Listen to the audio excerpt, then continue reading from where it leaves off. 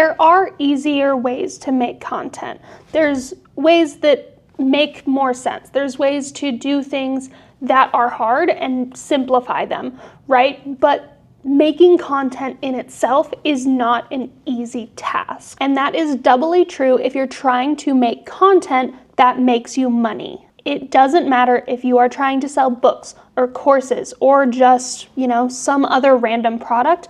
Making content is a part of that. And if you're not willing to market your shit, you aren't going to sell it. That's a part of being an entrepreneur, of running your own business, is learning how to actually sell yourself and sell your stuff. So if you want to make content, but you're afraid of doing it and it's taking too long or it's just too hard or you're not good enough at it, then you have to do it anyway. You have to be willing to put in the effort. There is a learning curve. There's no inherent talent in making content, especially content that is made to sell your stuff and content that is made to get views, and not just views, but qualified views that will get people to buy it. So from a book standpoint, because as most of you know, I got my start in the author world. That's how I started being an entrepreneur, and that's how I started seeing success. From an author standpoint, the number one thing you need to sell books is not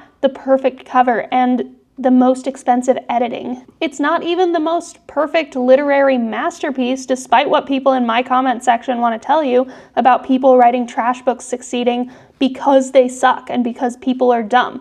That's not what it is. It's good marketing. And part of what makes marketing good is when people are able to just do it consistently. People who are really good artists because they've been drawing for a long time. They've been making art for a long time.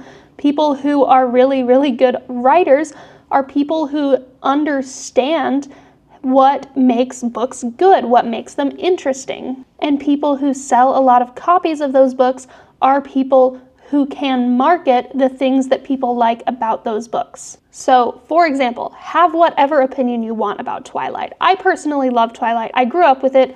Yes, there are problematic parts, but I'm not looking for the most perfect piece of media to ever exist, right? There are problematic things about Twilight. But the thing that Stephenie Meyer did when she wrote Twilight is that she incorporated things that people wanted. There are very strong levels of desire, of feeling wanted, despite not necessarily being, the coolest, most talented person. Because a lot of times in media, especially in the book space and in the romance space, before Twilight was out, we were seeing a lot of women who were, successful, but a little silly. But Bella was not that. She was a fine student. She wasn't particularly pretty. She wasn't particularly popular or stylish or whatever. She was not Cher from Clueless, being fabulous and exciting all the time, right? The main male characters within this series, Edward and Jacob, whatever your opinions about them, what made people feel drawn to these characters and to this series is that this was a girl who could have been anybody, who was very strongly desired. And that's what people love about romance books so much. That's why they sell so well. That's why there's such a large market for them. It's because it gives people, especially very strongly, very heavily women, this outlet of feeling desired in some way. And that's why you are well, why does dark romance sell so well? This is so toxic and crazy. And it is because of that desire. So because it's able to evoke such strong feelings of this character being desired and women feeling like women deserve to be desired, that's why the genre does so well. It's because it makes people feel like they can also be wanted and desired, right? And worthy of this desire, whether the relationship within the book is toxic or not, and whether it's something we would actually accept from a real partner or not. A lot of times with certain books, not, right? We wouldn't accept that. That's not something we would actually live with. But it's still just that strong desire overall is what makes this genre so prolific. So when you are showing up to sell your stuff, you need to look into that. You need to be able to evoke people's desires in some way, shape, or form, whether it is the idea of them feeling desired or the idea of them feeling better about themselves in some way, or of fixing a problem that they have in their life, right? If you're trying to do this with books and you can't figure out what in the world you're supposed to write your scripts about and what you're supposed to talk about, make sure to check out my 30-day content calendar in the description. But this is not just something that applies to books, to romance books, right? Because I know a lot of you in my audience, you might be an author, but you might be a lot of other things. I've had a lot of people that are authors that come to me for advice as an author because their goal is to make money. If your goal is not to make money, this video is not for you. If you are the type of person who's saying, well, books are just for art and they should be for yourself and you shouldn't be writing them for other people and for validation and for money and you're bad, fuck off. Like, seriously, if that's your thought process, leave me alone. Go take those opinions somewhere else because I don't give a shit. Unless you need your books to sell because you are living in a shed with no running water, you don't get to have an opinion on whether somebody is allowed to write books for, like, the sake of money. Okay, just seriously. But back to sales. The reason that this video is about showing up and, like, even if you suck, even if you struggle, even if it's hard and you've never done any of this before, you need to understand how to sell things, and you're not going to get better at it until you're doing it a lot, until you start to see patterns. You can analyze your content all you want, but if you're only posting once or twice a month and only doing 1 or 2 pieces of marketing a month, you're not going to get a lot of analytics out of that. You're not going to get a lot of information. If I send out 1 email every 2 months to my mailing list of several thousand people, I'm not going to get nearly as much data as if I send out 3 or 4 or 5 emails a week on what actually gets people to participate and what actually gets them interested in me and my shit and gets them to watch my YouTube videos or to buy my courses or to buy my books or whatever, because I have several mailing lists. I have mailing lists for everything. So basically you need to do the thing and do it a lot or you're not going to get good at it. If you are like, well, I just want to do ads. I just want to run Facebook ads and not have to worry about it. Guess what? You're going to have to learn how to run good Facebook ads.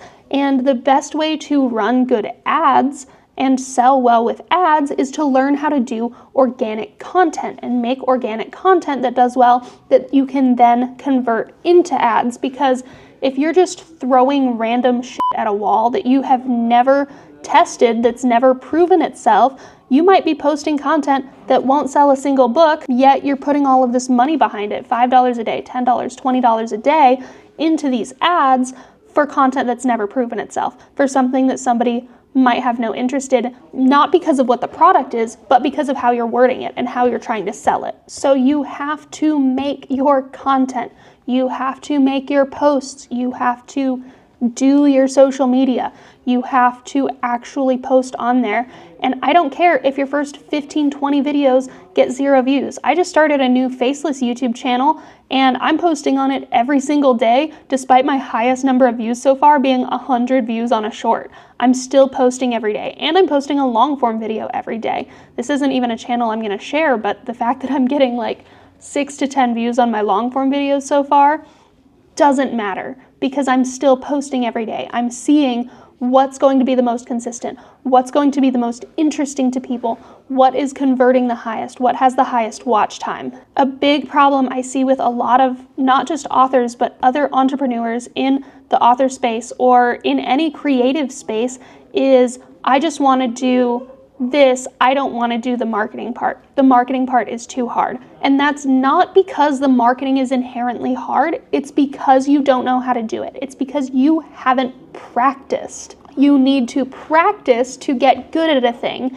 And if you're doing something like writing, but you've been writing creative stories since you were a kid, it doesn't feel as hard. It feels doable because you've been doing it for a long time, right? If you're an artist and you've been drawing since you were 4 and drawing hyperrealism since you were 11, then it might not feel so hard to sit and do your art, but the marketing might seem really, really hard because you've never done marketing. You haven't been doing marketing since you were, 10 years old or whatever. If you're not willing to learn the marketing side of it, you need to stop complaining that your stuff isn't selling, that nobody is buying it, because marketing is what gets people to learn what your thing is. And if you don't want to put money into marketing, you need to put time in. And honestly, I think you should put time in anyway, because if you just put money in and just toss money into it and you're not doing your analytics and you're not checking to see what works and you're not checking your competitors to see what works with them, you're gonna make a lot fewer sales. You're gonna make a lot less money. And I'm so tired of people in the art spaces of, artists, digital artists, watercolor artists, authors, musicians, whatever, saying that there's no money in it when there is so much proof of so many artists, so many people in art spaces making a ton of money from their businesses because they're good at marketing, okay? You don't have to be the best in the world at what you do. You have to be good at marketing if you want to make money from the thing you do. Guess what? If you want to get a good job in your industry, you have to understand marketing because you have to be able to sell yourself. You can't walk into a job interview and when they say, why should we hire you over everyone else? You can't be like, I don't know. I know how to do my thing. I'm really good at Microsoft Word. Well, guess what? So is everybody else applying for this job. That's not a qualification. That's not selling yourself.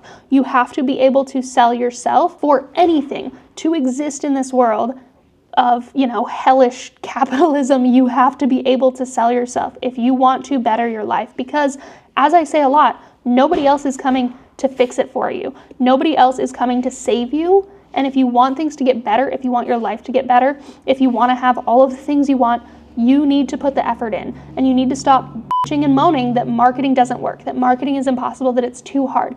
Nothing is too hard. If some random guy on TikTok can do it, you can do it. If some random lady from some other place that you've never heard of, if she can be making $100,000 a year in marketing, then you can learn marketing. It's a teachable skill. There's no such thing as inherent talent. And I'm really sick of the pervasive idea that you have to be inherently talented at something, that you can be inherently good at a thing. You just have to start learning. You have to start practicing, and you have to start looking for patterns in the content. Social media is not luck. There is the tiniest bit of luck involved, but it is about getting attention and learning how to get and hold people's attention. If you want to learn more about that from a non-author standpoint, make sure to join my mailing list at Kate Hall Biz. Its link is in the description, because I'm going to start sending out a twice weekly news blast with new marketing and social media skills that you can learn, that can make you money, that can actually make your life better. And this is going to be a totally free news blast, so make sure to sign up.